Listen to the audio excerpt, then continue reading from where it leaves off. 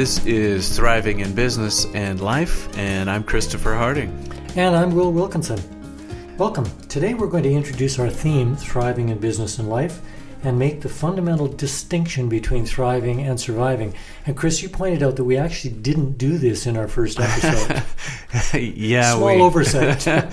We maybe kind of brushed by it, but we were, I think, excited to get our radio program going, and I mean, there's something about this kind of makes you feel like a little kid.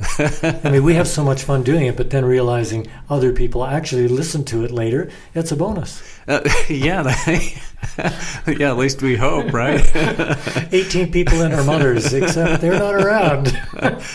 Yeah, so actually, thanks to everybody who is listening. We're starting to get a decent following, so we appreciate that. But, you know, the one thing, and I think we mentioned this right in the very beginning of the book's introduction, is that, you know, we're always making that choice between thriving and surviving. And so from your standpoint, how does that take place? You do a lot of coaching of people. You also deal with this yourself on a regular basis. How do you make that distinction? Well, that's what we wrote the book about. So it's not a quick answer, but one, and I think you came up with this, is that when you're thriving, other people know it. Yeah. You get that feedback. So if we're wondering, well, am I thriving? Am I just surviving?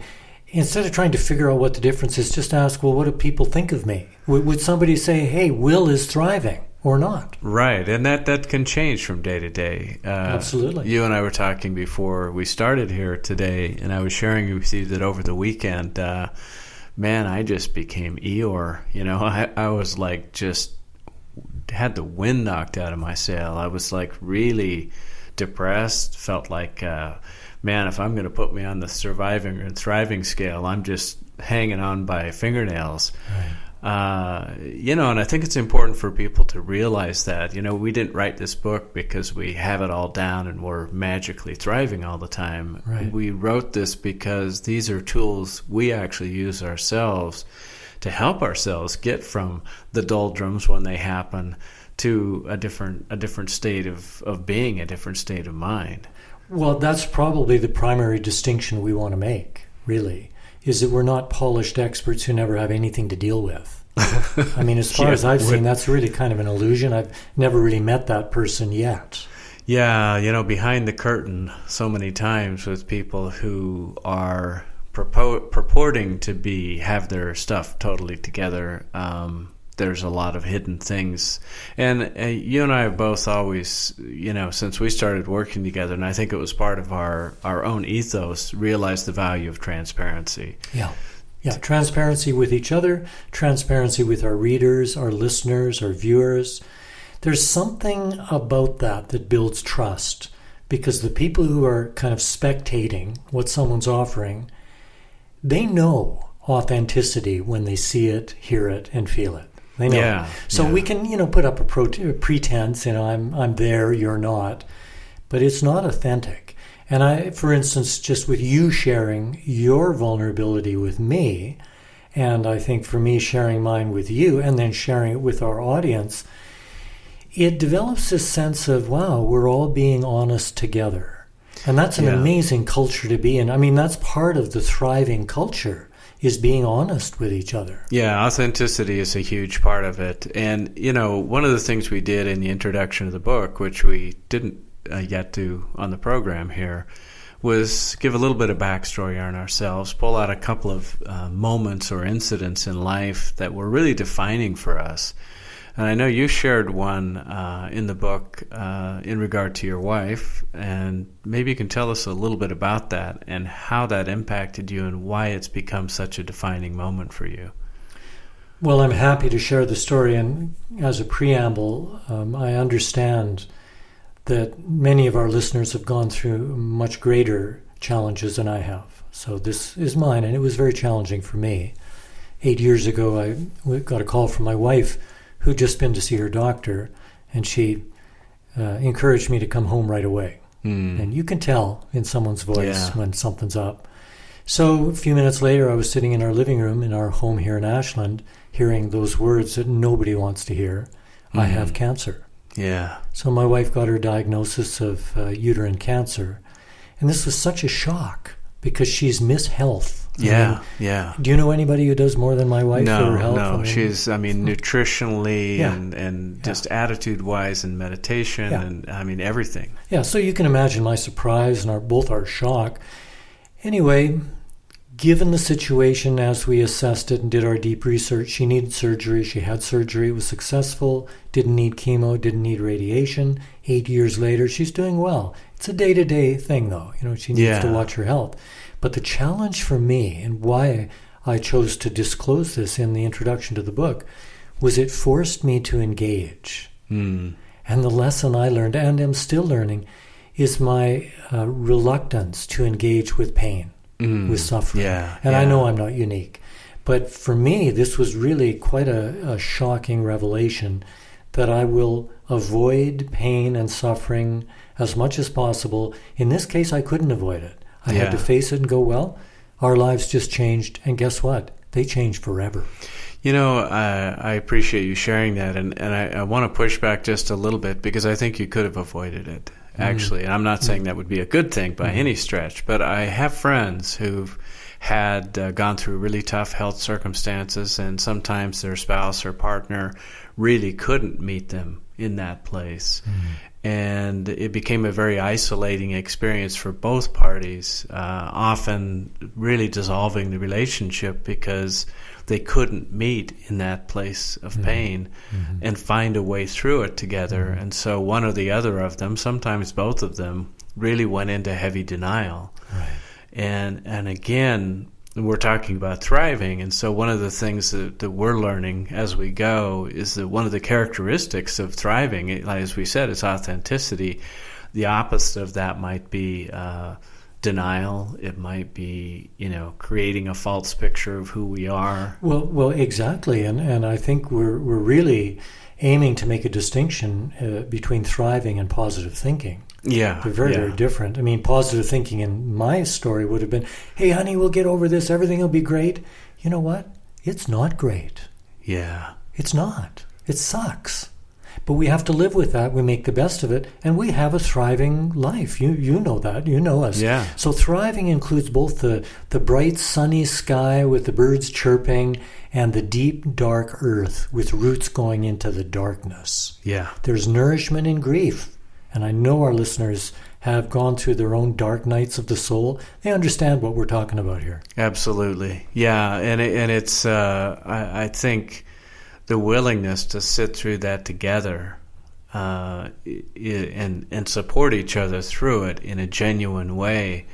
I think we need each other because I think there's always going to be the tendency for one or the other of us in situations to want to escape. And there are times you need a little bit of a temporary escape, but not as a permanent way of living. Exactly. And I think one way we help each other, you and I do, and I hope we're helping our listeners, is to speak up and tell our story. Yeah. I know you've worked for decades with corporations all over the world. You've shared from your heart. You've been vulnerable and transparent. However, I know in our working together in this last year or so, you felt encouraged to tell more of your story.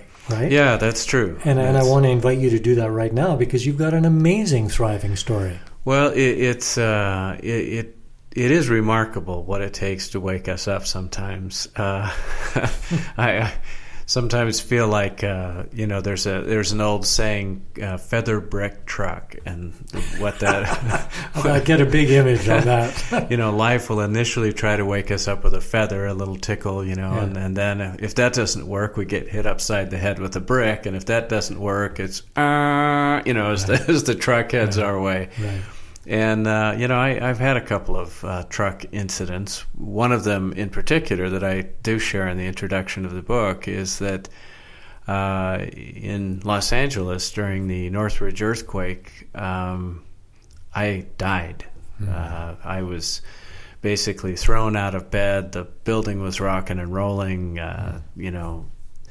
The power transformer outside the window exploded, and I crawled under a doorway which was weaving back and forth wildly.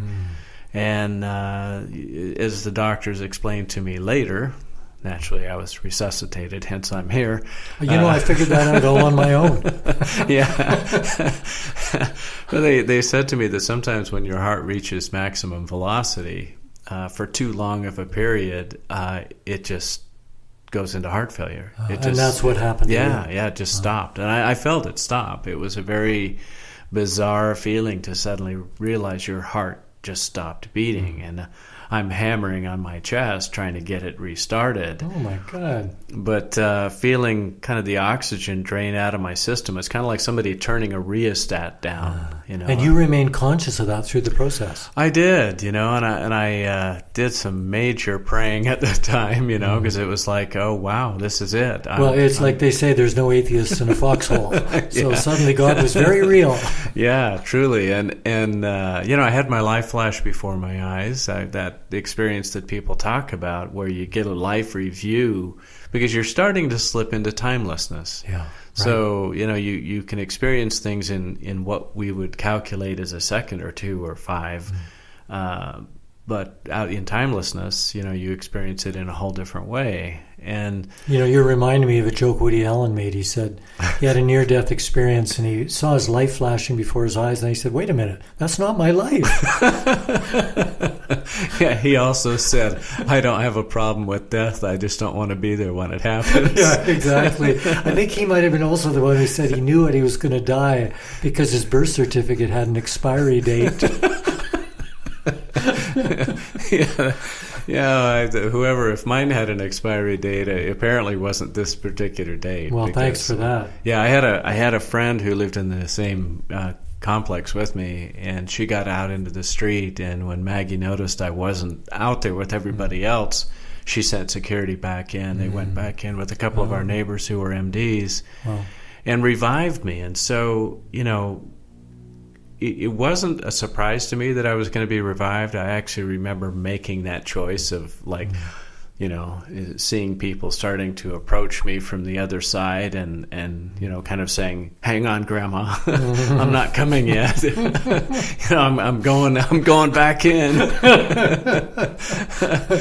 So as I came back, though, the realization of the temporary nature of our life, that this life is going to end at some point. I happen to It has an expiry date. Yeah, I escaped this particular moment, but it really got me thinking, and it has had me thinking ever since in an ever so slow evolution from that experience into really trying to focus on what is truly important, right? What matters. Well, I know one of the expansions of that in your life and mine as well has been the decision to work with companies and individuals who are committed to doing good in the world. Yeah. And, you didn't come back just to make a bunch more money. Right. That wasn't the compulsion. I know that the compulsion that brought you back, what helped me engage and stick with it, was that we wanted to help. We wanted to give tools, skills, support to people who are doing good in the world. I'd love to move into that a little bit here because that's the reason why there may be some value in telling our story, why we're doing the podcast, etc. We're reaching for people who are committed to doing good in the world. Absolutely. And so one of the things we did when we sat down to create this book together is we started saying, what are all the tools that we've been given, that we've been shown and have practiced, that we know help us move into a thriving state of mind and stay there more regularly. And there are things that I know we've both used with the organizations we've worked with. We've both used them with clients. But, as we take a look at, one of the characteristics of thriving, I know there's something that both you and I have felt strongly that have come out of our own experiences that in some ways distinguishes us from a lot of the other organizational development or management consulting, organizations that are out there. And that is this whole notion that love has something to do with it. Right. Well, one of the first things you said to me when we met and you were describing what you were doing is your secret agenda. Now, you can edit this out if you don't want this exposed, but your secret agenda is to smuggle love into the boardroom. I love that. Yeah. Well, and it really came out of the personal experience of having leaders that I worked with, fortunately, who did exhibit love in a powerful way. And I watched how it impacted me. I watched how it impacted others. I had some amazing mentors in my life who exhibited that. And through my own experience of death and dying, I got a real clear sense that the really salient, most important thing in this life was to be able to love. Yeah. And to experience everything that comes with love. Yeah. Including loss. Right. Because I feel it takes a tremendous courage to love. Everyone we love will lose, or they'll lose us. Yeah. No, that's true. It's not something people generally talk about with love. It's all flowers and honeymoons. But the reality of mature love, not just talking about romance at all, but love, the connection between us involves loss. So here's to the courage to love. Yeah, absolutely. Well, I wanted to read something from our book. Authors are allowed to do that. On page 16 of your hymnal. It's called What's Love Got to Do with It? When you're thriving, love becomes your deepest underlying motivation. Love for life, love for your family, your friends, yourself, your world, your work, your calling, whoever or whatever you consider to be the source of your being. That's pretty good. Did you write that? I think we kind of penned that together. Well, what I love about it, and there's a lot more on love, is that it's expanding the notion of what love means. Right. It's love for life, love for work, all those things. It's not just romance. And that is what gets us out of bed in the morning, is love. Love for the day ahead, love for the challenges. Well, and when we find that we can't access that. I was talking about this weekend. I mean, I was deeply searching for, the love and the passion for what I do this weekend, and was having a tough time doing it. I happen to have some body chemistry that goes around me every once in a while. But I know, first of all, that it's there. I've experienced it. I know it's real. I know it's a powerful motivating force. And so I did the things that I know help my body get back on track because I was committed to get back to a place of thriving. I know what it's like to not thrive. Right. And I don't like hanging out there. Yeah. Well, you have a choice. And this is the sad thing. You can only order from what's on the menu. Yeah. Right? So if a person has limited tools in their tool chest, there are going to be situations that are going to be very tough to handle. If you need a shovel and you don't have one, you can use something else, but it isn't going to work as well as a shovel. So I know that's part of our agenda in writing the book, doing these programs, is to keep giving people more tools to use. And we're not saying use these tools and your life will be transformed, you will never have any challenges again. We're actually saying the opposite, that life is full of challenges. And if we're living with gusto, if we're out of our comfort zones, we're going to hit danger, risks, challenges, disappointments.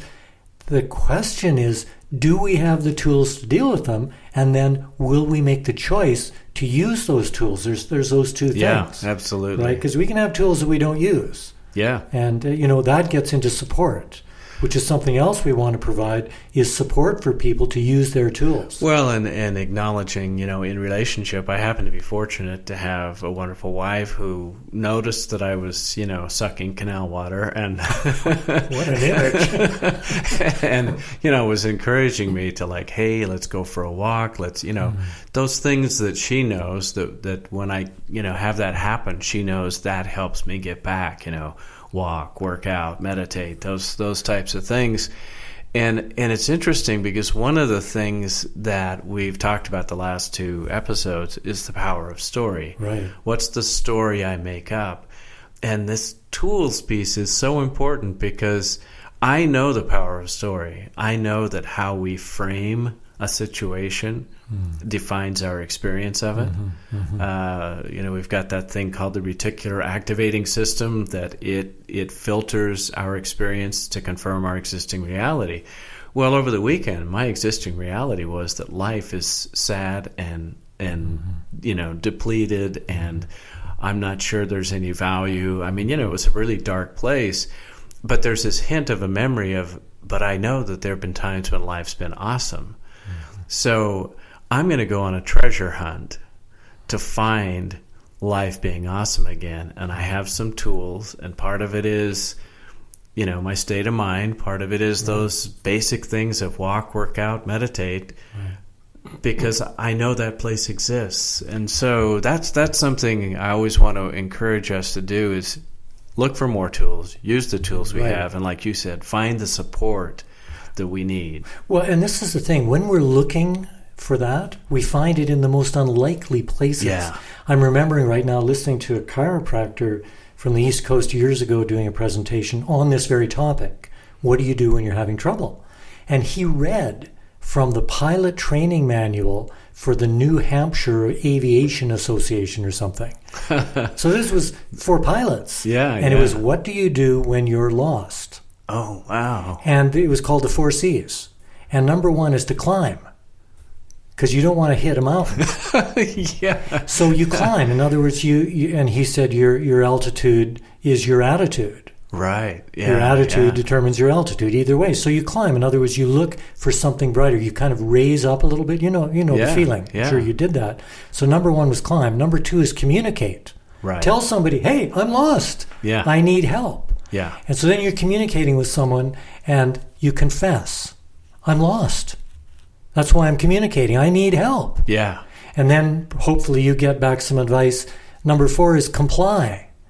Because you don't go, well, I don't think I'm going to listen to you. You've just given me the instructions of how to not crash, and I'm going to ignore them. Yeah, well, people do that. No, I know. So climb, communicate, confess, and comply. Yeah. Well, that's great. I'm going to remember that, and I love the fact that it's instructions for a pilot when they get lost. Exactly, and I'm remembering more of the story now. He said that the last thing you want to do is change direction. Like if you're on your bearing that you set using equipment, instruments, control tower, whatever, and then you can't see anymore, you're in a lot of clouds, you don't want to change direction just because you can't see, so you keep on going. Probably you're going in the right direction. Right. Reminds me of that other saying, if you're going through hell, keep on going. You'll get out the other side. Yeah, don't stop and say, oh, woe is me. You could go, this is hell. All right, I'm going to keep on going, and at some point it won't be hell anymore. Yeah, that's great advice, and I think the as we talk about the reticular activating system, that part of our brain that seeks what we believe is reality, just me being open to the possibility that there is sunshine on the other side of this. Yeah. Right. And I'm going to look for ways to get myself there. Had my unconscious mind begin to look for the ways and begin to consider the possibility that, oh yeah, I can find my way back. Yeah, which you did. And this emphasizes probably the single most important thing that we're trying to share with people is the thriving mindset. To actually adopt a thriving viewpoint on the world, which we've said in 7 or 8 different ways so far just in this program, doesn't mean that everything is always hunky-dory. No, and we mentioned this too in the book, that thriving doesn't mean it's dependent on the circumstances. Right. It means, as we've described, that sometimes you find yourself in difficult straits, difficult circumstances, and because you believe there's a way to thrive, it opens up the door to new possibilities. Now, I know you've shared an experience about a guy, I think his name is Ed. And oh, right. Yeah, well, that's the name we gave him. I changed the name. He's a friend of mine. Yeah, do you want me to tell that story? Yeah, because I think it's a great example of what we're talking about, of a circumstance that looked like it could have gone one way that wouldn't have benefited anybody. Well, that it looked very likely that it would go that way, south, in other words. Yeah, Ed, we'll call him, was running a successful fire and flood restoration company up in Canada. And one day his best manager came in and announced that he was quitting. Now, usually the owner of a small business would have used different tactics. One, I need you. Do you want more money? Tactics to get the guy. How can you do this to me? Yeah, getting angry, threatening, all that stuff.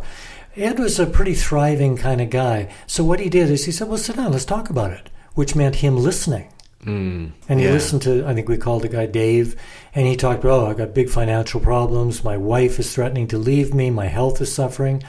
So Ed just kept asking questions because he wanted to be a detective and get to what was really going on, which is another characteristic of the thriving mindset. Right. You're curious. Yeah, you're a detective. You're looking for clues to solve whatever the problem is.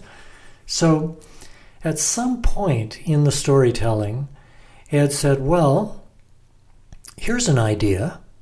And I wish I could have been a fly on the wall because I'm sure Dave was just stunned.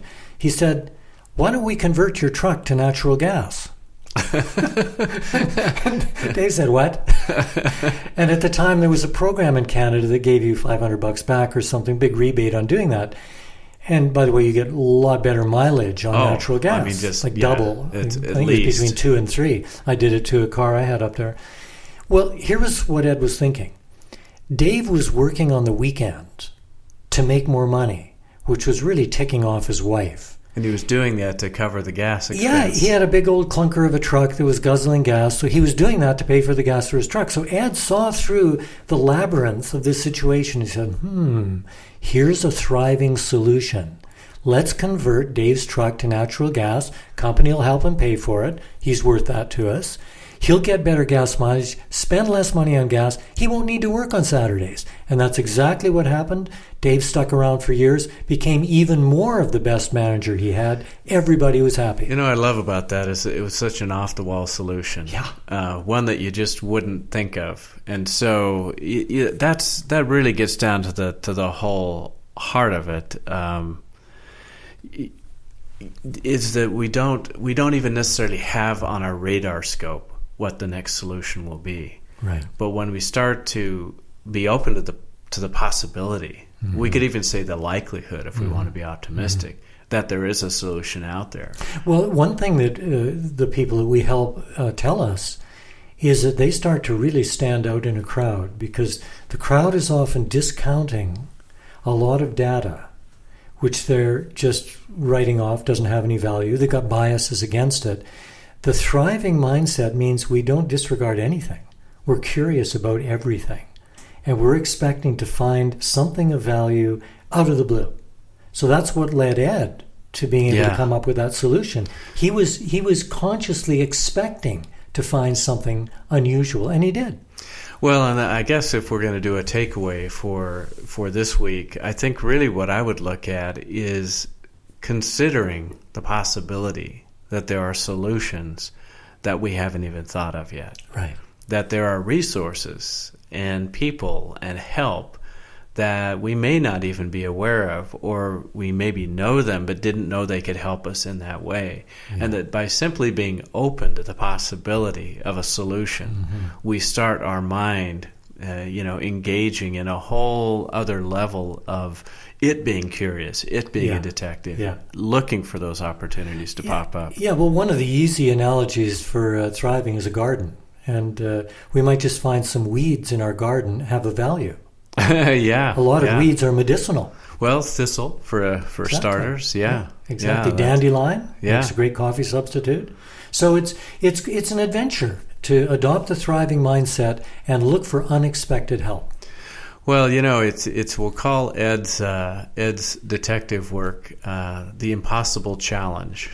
He resolved an impossible challenge through, like you said, a thriving mindset, being open to the possibility that a solution was out there. Yeah, well, we've got a lot more stories like that, and maybe we'll kind of use one each show. Yeah, that sounds great. Well, listen, it's been I always hear just a little bit additional details every time we share stories, so it's great for me. So it was good for me too. Yeah. All right. Well, this is Thriving in Business and Life. I'm Christopher Harding. And I'm Will Wilkinson. We sure appreciate you listening. We'd love to hear your comments on the show, any suggestions or feedback. You can be in touch with us by email. You can reach us at thrivinginbusinessandlife@gmail.com. Great. See you next time.